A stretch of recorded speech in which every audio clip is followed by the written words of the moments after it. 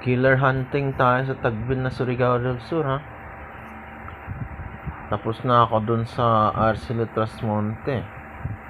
Kasi pinatay niya yung tatay ko, tsaka sinira niya yung buhay namin. Pati yung lolo ko. Tsaka yung mga apo ng lolo ko, pinsan ko, walang awa niyang pinatay. Yung hindi patay, yung dugo, walang awa niyang siniraan ng buhay. Naglugmok. Ngayon, another killer tayo.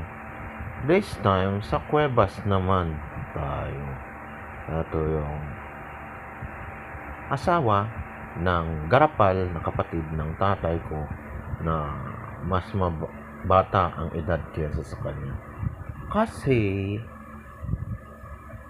pamilya ko na naman ang tinitir. Ano pa yung, di ba nakapatay ito? So,